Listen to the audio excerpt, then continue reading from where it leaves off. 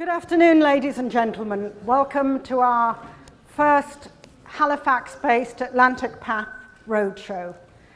It's a great honor for me to be here in front of so many participants, people who have enrolled in PATH and been part of our study for getting on for 10 years now. So thank you so much for coming. And to everybody else who isn't a PATH participant, welcome as well. What I want to do for a bit, my esteemed colleagues and partners in crime here are going to tell you in detail about where Atlantic Path is going, how it got to where it is now, and where it started. But I thought I would just tell you a little bit about why Atlantic Path is important and the rich history of epidemiology that has moved us from where we were many years ago to not understanding very much about health and disease at all, to where we are now, where we actually understand quite a lot. So first of all, I'm going to take us back to around about 1850. It's a time not many of us remember personally, but it was a really important time for the world. The Industrial Revolution, which had created stuff of unimaginable volumes, was more or less coming to an end because we were now moving into the industrial age. And that brought with it a huge change in the way we were interacted globally. Newcastle, where I'm from, which I'm going to plug quite a lot because I was there recently and I feel a bit homesick. Newcastle was a great shipbuilding town in the north of England. And it created a huge fleet of transportation ships which carried goods and services and coal from Newcastle across the world. And at the time in the 1880s, 1 in 3 ships that sailed the ocean blue was from Newcastle. Hugely important. One of the problems was that as well as taking industrial products from one country another, the ships carried disease. And one of the diseases they carried was cholera. Cholera is a nasty disease that makes you very ill. You vomit, you have diarrhea, you bleed, and eventually a huge proportion of people with cholera die. There were cholera epidemics in London, Montreal, New York, all of the major ports in the Northern Hemisphere. And it was a problem, obviously. In London at that time, 2 things were happening. One was that John Snow, a very famous doctor who had trained in Newcastle, obviously, and moved down to London, actually invented epidemiology. He was an immensely important person. I'm going to tell you about what he did. But what he did on the side was invent a way, or develop a way of giving anesthetics better. And Queen Victoria had 2 of her, I don't know how many children she had, 13, but the last 2 pregnancies ended in the most comfortable way for her because John Snow had figured out how to give chloroform to women during labor, and he actually invented the process, or started the process by which women were given anesthetic during childbirth. And all of us mothers here are very pleased that he did that, for sure. So John Snow was a bit, he was a clever bloke, and he was very concerned about the deaths and cholera from that were happening as a result of the cholera epidemic in London. At the time, everyone believed that cholera was to do with bad air. You went somewhere, you breathed something, it was a bit bad, and then you got cholera. So, you can't stop breathing, so there was nothing to be done. John Snow was a scientist. And what he did was one of the first ever global, in fact, the first epidemiological study. He identified in London around Soho, which is arty-farty place of London now, but probably not so much then. He identified where people had lived that had died from cholera. He went around the cemeteries, he went around the mortuaries, and he compiled great lists of people who had died. And then he got a map. He got a map of the streets of London, and he marked on that map all the places that the people who had died from cholera had lived. And what he found was that there was a big cluster of aggregation of people with cholera around Broad Street. In those days, nobody had running water in London. What you did was you went down to the street, I bet the Queen had running water. So anybody in London apart from the Queen had running water. So you would go down to your street, to your local street pump, crack the handle, get your bucket of water and take it home. John Snow talked to people in the area and they told him that we use the Broad Street pump and it's really nice water, you know, it's nice and clean, it runs no problem and we enjoy that. But he dug a bit further and what he found was, what he identified first of all was the first person who got cholera in that 1856 cholera epidemic. And he found out it was a baby. And what had happened was the mom had taken the child's cloth diaper and washed it, and there was a contamination between the sewage and the water intake in the Broad Street pump. So the cholera germs had got from the sewage outlet into the Broad Street pump and were causing death in huge numbers in Soho. That was really important because John Snow, using a relatively straightforward epidemiological technique, had identified that the cholera that was killing people was transmitted through the water supply. It wasn't bad air, it was a water supply, and that is something you can do something about. In the years following John Snow's revelation about that, plumbing and sanitation were installed in all cities globally in the industrial world. And John Snow's observation that cholera was transmitted through water saved hundreds of lives in London, thousands of lives in Britain, tens of thousands of lives in Europe, hundreds of thousands and millions of lives worldwide. He was a really, that was a fantastic bit of epidemiology. I want to now skip forward to 1945. In 1945, the Enola Gay dropped an atomic bomb on Hiroshima. By the time the bomb was dropped on Hiroshima, we already knew that radiation caused cancer. We also now know that it causes other diseases as well. But it was known when the Hiroshima bomb was dropped that radiation causes cancer.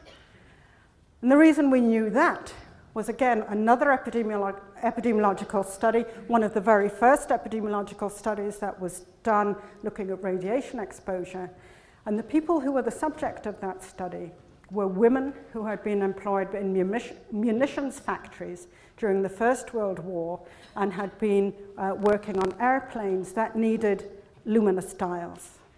And they had been painting luminous dials with radium paint, and they had been sharpening their brushes in their mouth to draw their paintbrush to a point, dipping it into the radium paint, and drawing the dials for the aircraft.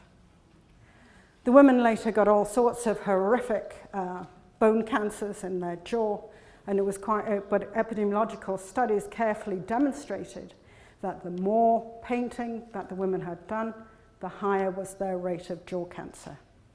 A great epidemiological study that then put in place from 1945 onwards big studies in Japan to study the impact on health of the radiation from the atomic bombs. Skip forward again, 1947, back to Newcastle. 1947, Sir James Spence in Newcastle was the first ever professor of pediatrics.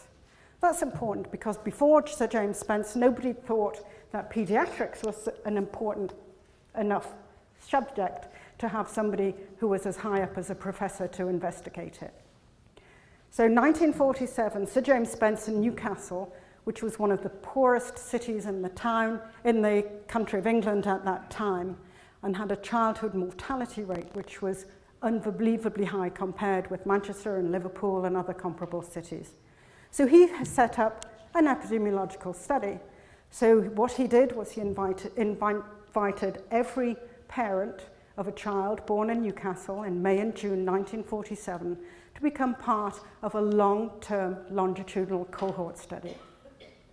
There were 941 babies born, there was 1,058 babies born, and there were 1,000 alive at the end of the first year, and all but two of those families agreed to be part of that study. The study involved visiting people in their homes, measuring the children, following them through to school years, and I personally in Newcastle was involved with their age 50 follow-up in 1997. Yeah, 50 follow-up. I was just making sure I got my math right. One of the early findings of that study, which was really important and changed the way that pediatrics has been done around the world, is the observation and understanding that the health of the children and their well-being and how well they grew and how sick they got or otherwise was very strongly influenced by two things. One was grinding poverty. Living in grinding poverty is bad for your health.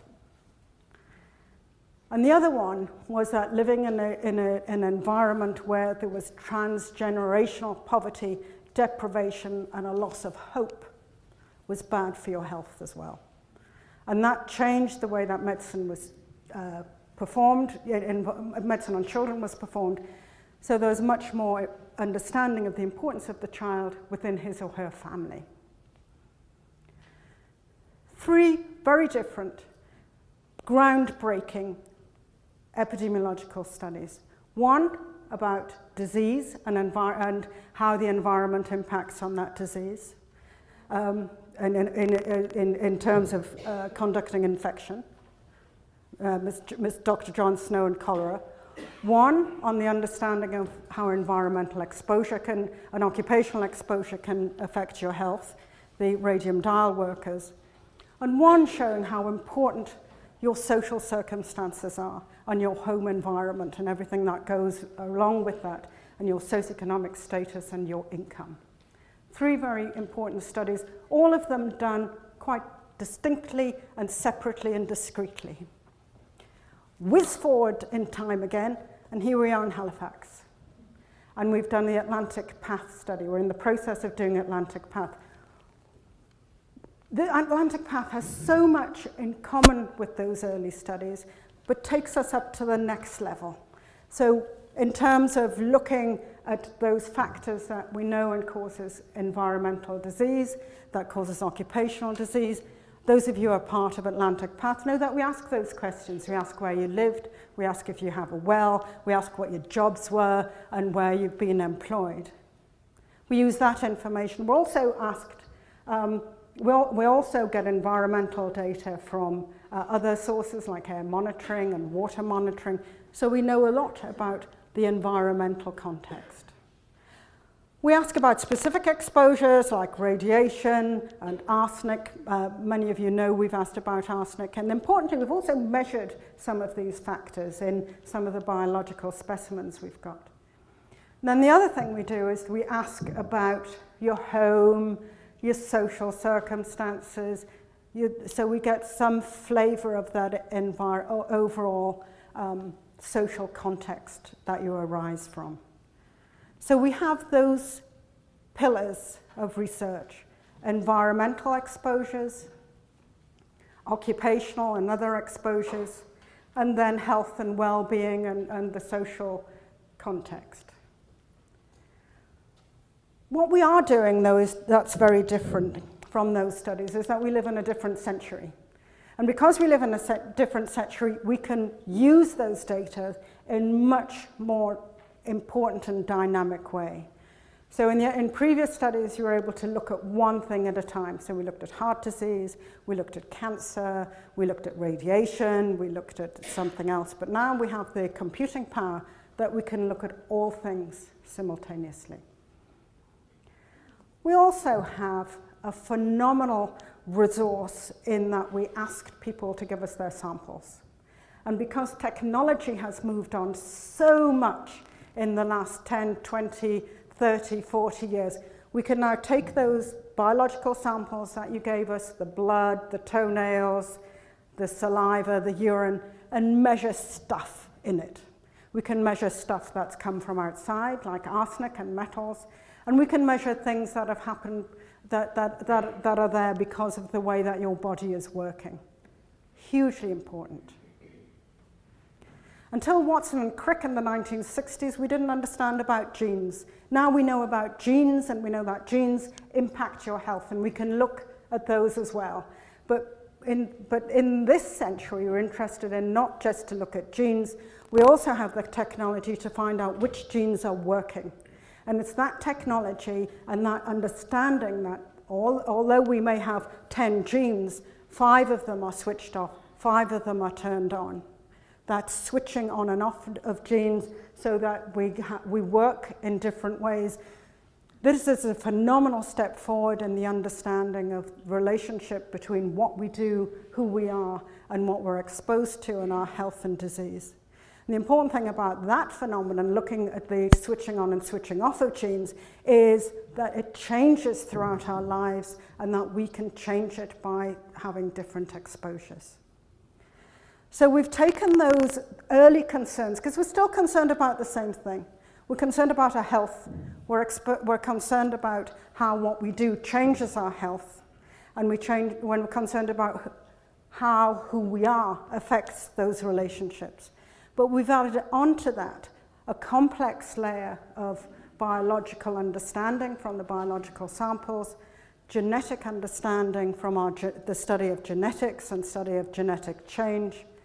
And we've put that all into a viable investigative study, which we've also added a completely important and essential dimension, which is time.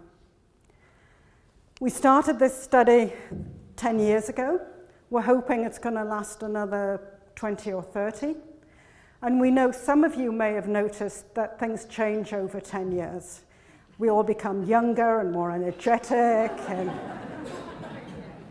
So epidemiologists need change in things that they observe so that we can understand which change over here or what difference over here has ended up with this change and this difference over here. So time is the extra dimension that Atlantic Path and its parent project, the Canadian Partnership for Tomorrow project, will take forward with this project to really understand those elements of health and disease which are elusive to us at the moment. And Atlantic Path is in a fantastic position to embrace the technology, develop new partnerships for research, so that while we're starting to understand some of the messages that the data has to tell us now, and my colleagues, led by Jason, in a moment are going to explain some of the work that we've already been doing. But I could not second guess what this study is going to provide in terms of information and understanding over the next 10, 20 or 30 years. But I can absolutely guarantee that whatever those understandings are, whether they be about cancer, heart disease, Alzheimer's, dementia, whatever they are going to impact on the understanding of health and disease, and that is going to create change in the way that we manage health and disease, which means that in future, people are going to feel better about those diseases. They may avoid them altogether, or they may be treated more effectively.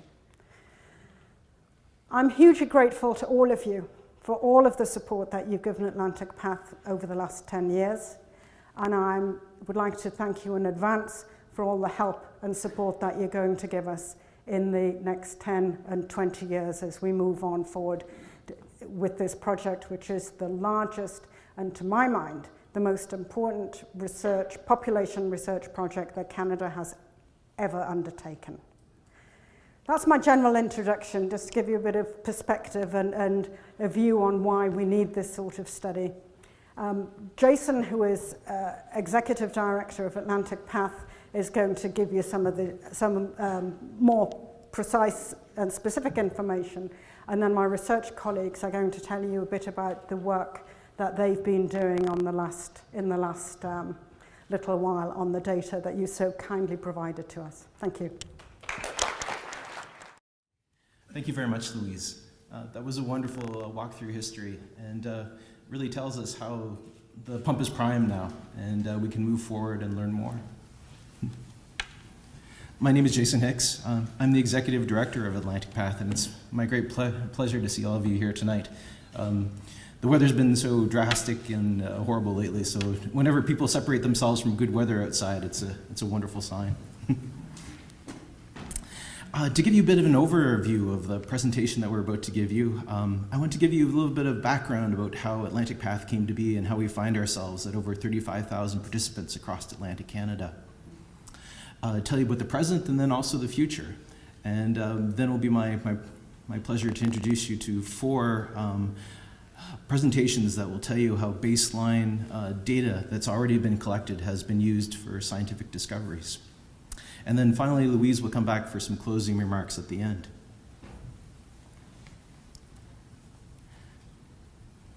So it all began with a very large assessment center model. I was the IT manager of Atlantic Path at the time, and I can tell you this was my favorite. A participant would come in and we'd give them a barcode around their neck, and they would voyage throughout the assessment center, and they would press on the screen to submit their answers to questionnaires. They would go through physical measures. They would have urine and biological samples collected, and then of course toenails as well. And this would all happen at one time in one pass, and it was ideal for collection. But unfortunately, the problem was it was expensive, and we would run out of money before we reached our goal of 30,000 participants. And so that brought us to self-assessment techniques, and in particular the self-assessment, the Path Pack, and also the online survey. The Path Pack were paper-based questionnaires that people could fill out in their own homes. You could also submit your toenail samples as well. And for some participants, we were able to use a blood spot card. And the compliance rate was quite amazing in my estimation, that people would prick themselves with a lancet and bleed very carefully on 4 circles, and then allow that to dry and then put it back to us. And we actually had about 90% compliance, so it was quite a remarkable adventure, and brought us to greater research and greater resources. As well, we introduced the online survey, so people could complete the baseline questionnaires, the core questionnaire, in the presence of their own home. We were still trying to figure out how to collect toenail samples that way, which never really materialized. And then once the participants enrolled in this manner, we were able to do mobile assessment centers later on, so a 2-pass approach. And we were able to distill this large, what I call big box assessment center. And we distilled it down into a van. And this van would voyage around Atlantic Canada and was involved in well in excess of 200 mobile assessment centers. So the Path van would come to either like your community center or your church hall, and wherever we had participants who had completed these questionnaires, we would invite them to come to these mobile clinics to get the physical measures and the biological samples. And the self-assessment packs were an amazing tool for recruitment. So as you can see where the red line initially begins here, this is when the phase of the big box assessment center. And the problem, as I mentioned, is that it was difficult to sort of keep them populated all of the time. But when we relied upon these self-assessment techniques, you could see how the slope of the line is actually 7-fold greater. And so at one time we were able to enroll very many participants at one time very quickly. And then over time, as people completed those questionnaires, we could go around Atlantic Canada and collect samples and biological measures as well. And when the smoke had cleared, we found ourselves with over 35,000 participants Atlantic Canada wide. And the questionnaire data gave us a broad spectrum of information on demographics, lifestyle and health risk factors like alcohol consumption, smoking, and then health history as well. Using those blood spot cards that I had mentioned earlier, we were able to add to the 22,500 participants who had given us a venous blood sample to gain well over 30,000 participants Atlantic Canada wide who we can get a DNA sample from now. Physical measures were recorded using a Tanita body analyzer, which told us the fat and muscle distribution through the participant's body, which is a huge resource of information that's already being put to use. And of course, I'd like to draw your attention to the Guinness Book of World Records toenail collection, which has been useful for capturing the hearts and minds of the media and participants as well. But has also told us how different body types process heavy metal ingestion. And then also showed us that how concentrating, if you're exposed to arsenic in the well water, it also translates in your toenails. And then you can track that over long periods of time. It's been a great resource. And as Louise had mentioned, Atlantic Path is part of 5 regions across Canada that have come together to form the Canadian Partnership for Tomorrow. We have cohorts that are in British Columbia, Alberta, Ontario, and Quebec, as well as Atlantic Path. And when all of these 5 regions are combined together, we have in excess of 300,000 participants, a tremendous resource for future research. But we were the only ones who collected toenails.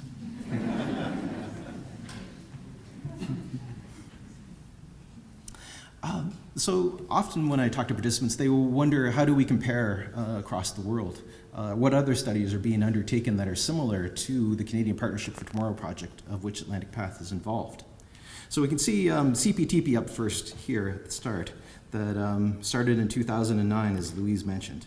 And so we have an enrollment of over 300,000 Canadians, with a population in Canada approaching 36 million.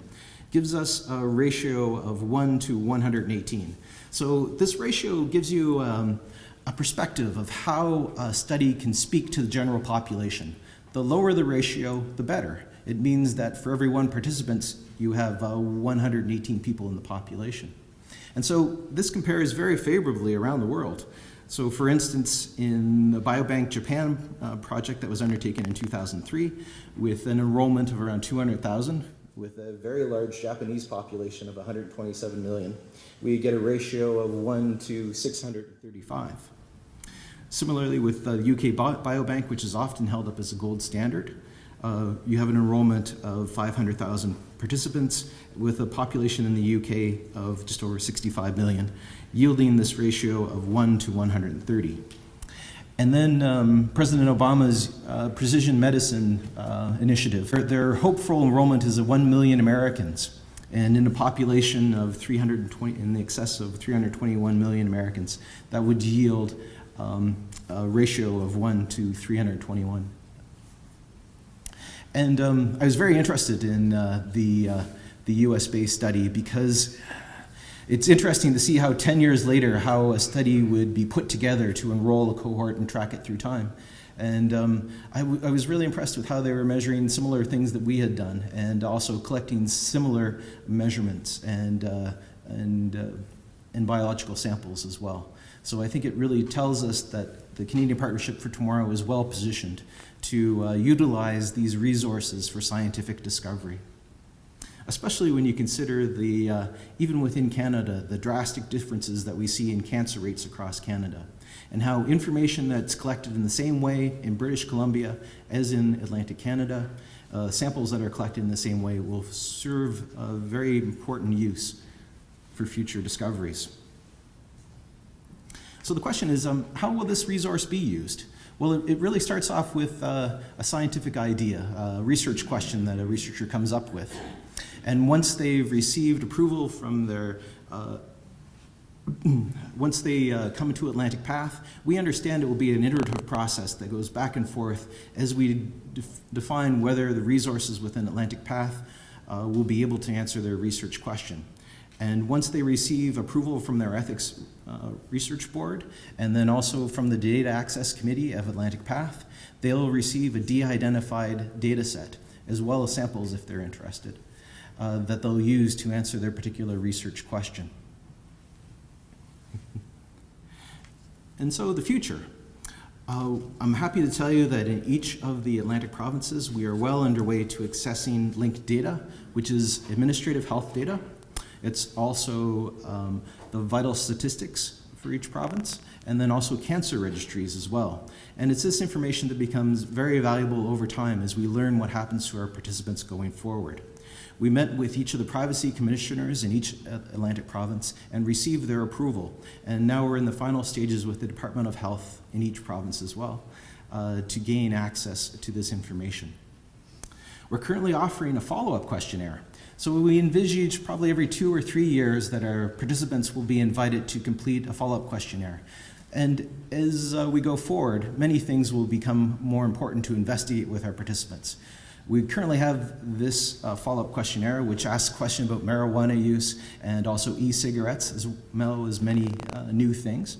And if you haven't heard from Atlantic Path recently, and if you are a PATH participant, we'd invite you to update your contact information on the Atlantic Path table over here. You can fill out a contact update form because we've reached out to all participants to complete this follow-up questionnaire. And as Louise mentioned, it's over time that we learn what happens to our participants, and this longitudinal data is of immense importance to the study. And then to stay informed. We'll have electronic newsletters. We produced one in the fall of last year. Our website will have updates on the science that will be done with your samples, both the samples and also the questionnaire data. And also social media will be communicating with participants and also the general public so that everyone will learn and know more about the activities that are going on at Atlantic Path. And the title for this evening's talk is a PATH Partnership Update. And we really want you to feel, the general public and also participants as well, that this is a partnership going forward. That the participant is a very important resource going forward, and that we want to make sure that you know what is going on with your data and also your biological samples. So now I'd like to introduce you to Dr. Vanessa De Kler, and she will tell you about her research with Atlantic Path. A little bit of some information on some research I've been doing on arthritis. It's just a small snapshot of the work I'm doing. So we knew that looking at arthritis in Atlantic Canada was a good area to look because previous data had shown us that rates of arthritis were particularly high in this region. They're actually much higher than the rest of Canada. And this is of concern because arthritis is one of the leading causes of disability among Canadians. It's a disease that affects one's joints and surrounding tissues, causing chronic pain and limiting one's mobility, ultimately negatively impacting the quality of life for the individual.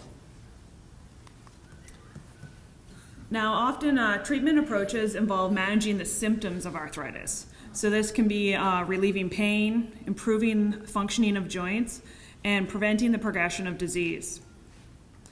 Now, important strategies for managing arthritis include medications, but there's also non-drug strategies that are involved.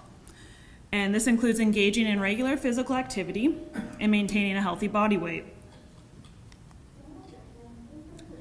Now, regarding a healthy body weight, we know that previous research has shown a link between rates of arthritis, different types of arthritis, and an increase in body mass index, which is a key measure of obesity. But body mass index is an equation that we use your height and your weight to calculate a value and then classify you as either underweight, normal weight, overweight, or obese. Now, obesity is just one way that we can look at adiposity or obesity, but it doesn't account for the percentage of fat mass on a body or where that fat is on the body. So if we look at body composition using the Tanita machines we have, we can look at the amount of fat mass you have versus non-fat mass, which would include muscle and bone. And we can also take measurements of waist circumference, so the distance around your waistline. And both these measurements have been associated with an increased risk of other chronic diseases as well. However, very few studies use multiple measures of obesity. And especially with arthritis, there's very limited research indicating if these are useful measures in those with arthritis. So the aim of my project was to study the rates of obesity, as well as physical activity levels in participants both with and without arthritis. So overall, we found that 27% of Atlantic Path participants reported having arthritis. The prevalence was 28% in females and 22% in males. The prevalence of arthritis did increase across age as well. We saw it was 8% in those 35 to 39 years old, 15% in those 40 to 49 years old, 28% in those 50 to 59 years old, and almost half of those 60 to 69 years old reported having arthritis. I then went on to look at the physical activity levels. So participants all fill out the physical activity levels, and we were able to classify the participants as either not meeting guidelines or meeting guidelines of 150 minutes to moderate to vigorous activity per week. What we saw is of those who were inactive, 22% had arthritis. So more participants with arthritis were inactive. And of course, then less participants that were moderately active or active had arthritis. So more inactivity, less activity in those with arthritis. I also saw differences in those measures of obesity. So with the BMI values that I was talking about, a BMI value of 30 or above is considered obese, and we found that 38% of participants with arthritis had a BMI of 30 or above, versus only 33% without. The participants with arthritis also had higher levels of percentage body fat, and most striking was the waist circumference. 58% of participants with arthritis had a waist circumference above guidelines, and they were considered to have abdominal obesity. So in summary, this small study describes the overall prevalence of obesity and levels of physical activity in Atlantic Path participants, both with and without arthritis. More specifically, I showed you that they had reduced levels of physical activity, and they had increases in multiple measures of obesity. So these are two areas that can be targeted in the future to promote change or improve the life of those living with arthritis. In addition, further research needs to explore the mechanisms linking obesity and arthritis.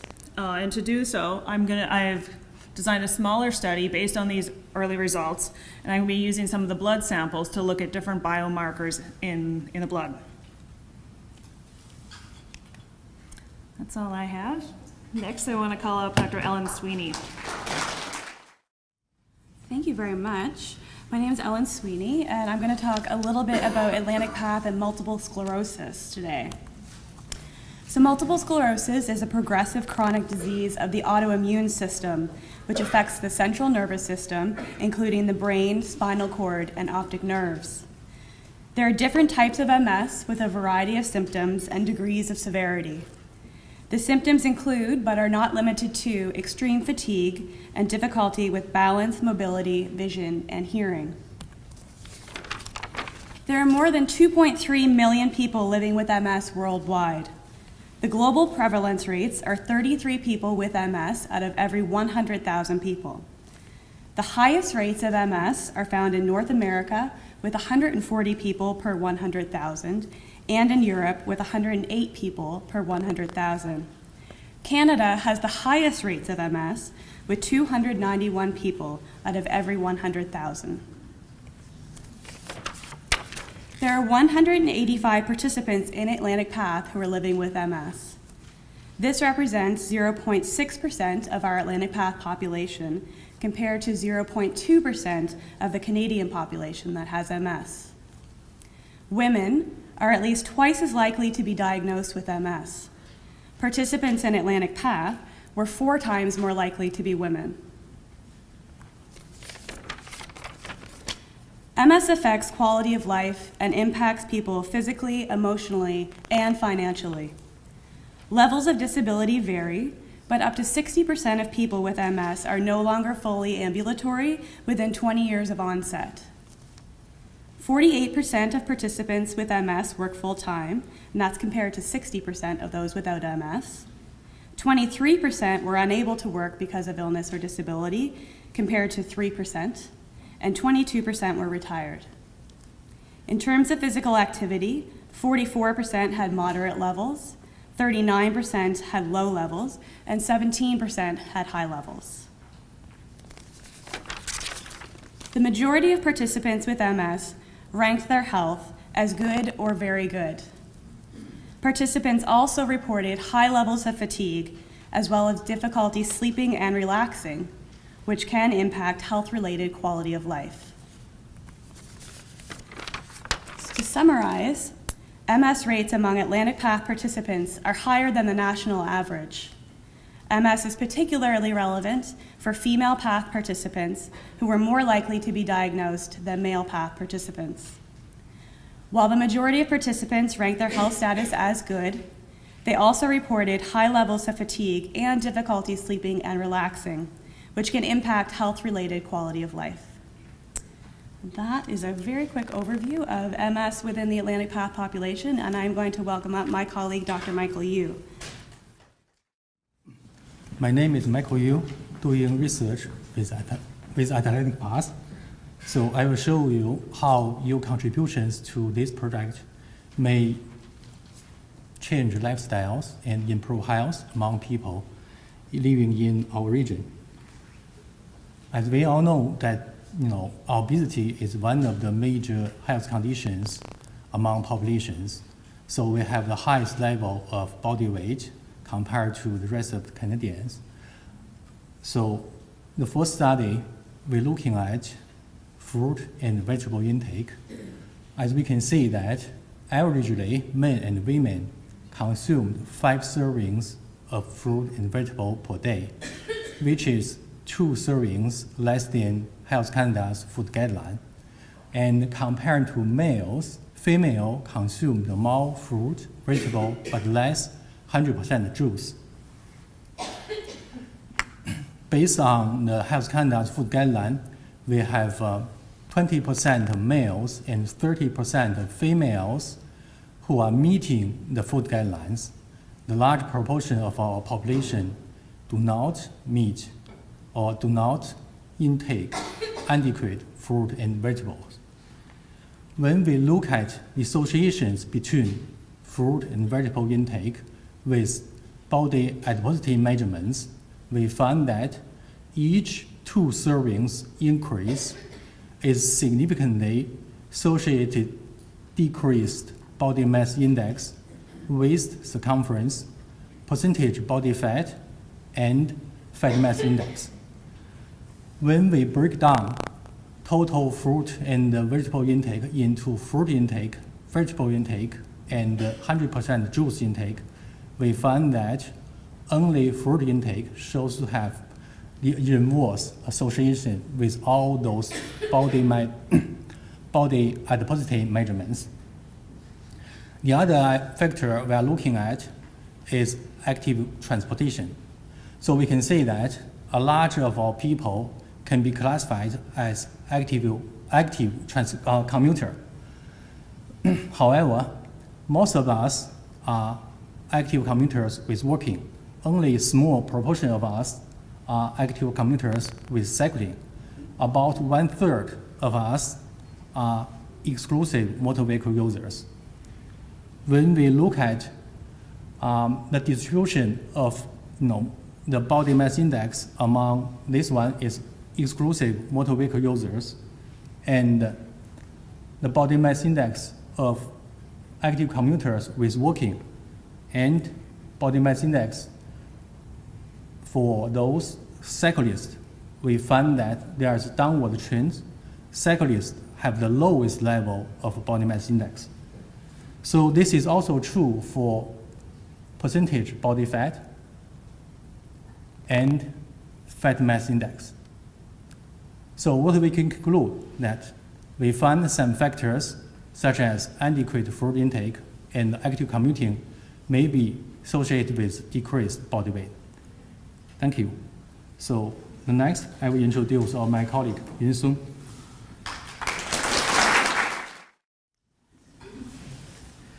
Thank you, Michael. My name is Yun Song.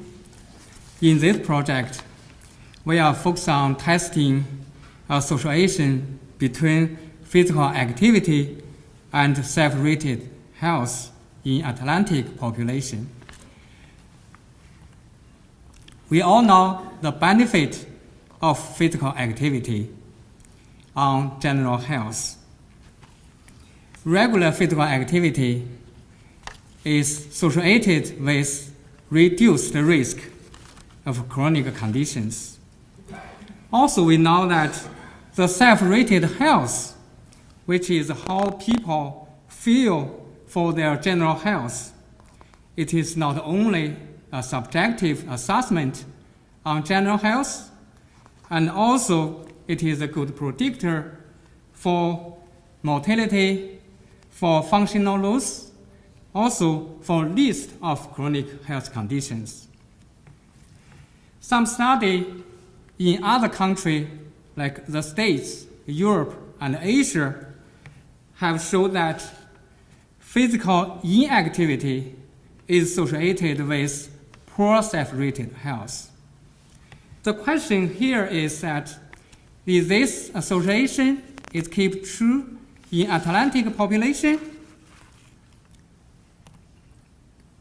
With this question, we draw our information of 18,652 participants from a past database who is at age between 35 to 69 years old. Based on the reported information for physical activity, we group people into 3 PA levels: physically active, moderately active, and inactive. In this case, around 11% of people fall in inactive group.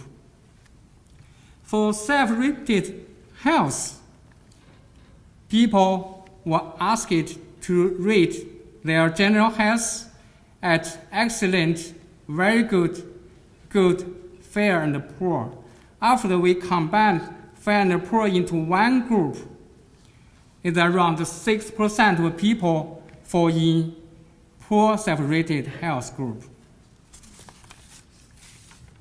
We put all the information together and compared the chance to be poor self-rated health at a different level of physical activity.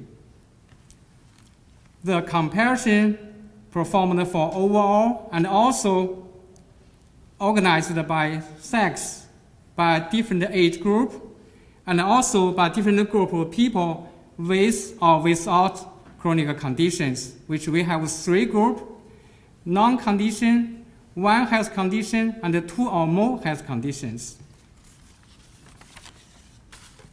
The results suggested that physical inactivity is associated with poor self-rated health. In other words, participants who are physically active is less likely to rate their self-rated health as poor. Furthermore, this association is kept true regardless sex, age group, and also number of chronic conditions. These results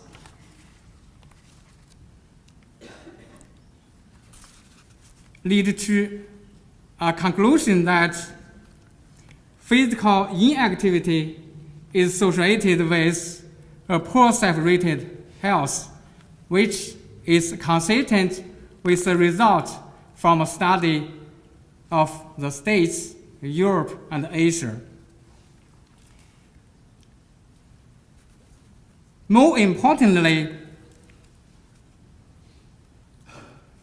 our results support that physical activity is both safe and also beneficial for adults with chronic conditions if performed according to their level of ability. So please keep regular physical activity. It may help you, help me, help all of us to improve perceived health status. Thanks. I will pass back to Dr. Park. Thank you, Yun-Sung. I'd like to thank the team for sharing with you some of the preliminary work that we're starting to do to try and unravel some of the messages and interactions within our data set. The data set is incredibly complicated, and it's been put together by a big team. And I think we have a team here who are working to understand the data. And we've had another team who have put that data together and who have worked with the participants to construct that data set. Overall, more than 200 men and women have been part of the PATH study team, working in assessment centers, working in the lab, working in the IT center. And one of the reasons that the study has been successful is that all of those moving parts which 200 people necessarily are, so keeping those 200 moving parts together has been a tremendous challenge, and it's a tremendous task. And I'd like to thank my colleague of many years, David Thompson, for being the conductor of that orchestra of the 200 people over these years, and has helped us to reach the situation that we are now, which is completing our enrollment, completing the first line data capture, and about to embark upon our second data capture through questionnaires and other means as well. So I would like to extend my personal thanks to David Thompson, who is retiring shortly, like I think next week. We keep discussing it, and it never seems real to me, but he is retiring over the next 2 weeks, and I would like to publicly thank him for his tremendous support over these last years. Well, thank you so much. You've been a great audience. Thank you to my colleagues.